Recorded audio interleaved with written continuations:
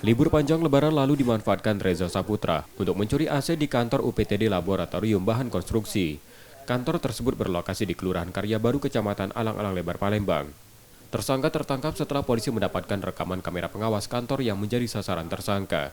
Polisi juga mengembangkan penangkapan dengan meringkus rekan tersangka Adi Andrian yang menjadi penada hasil curiannya.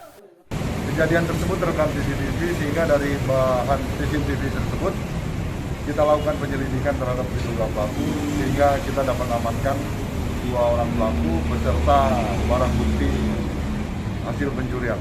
Jadi modus operandinya yaitu dengan memanjat pagar, kemudian menggunakan alat berupa kunci-kunci pas untuk membuka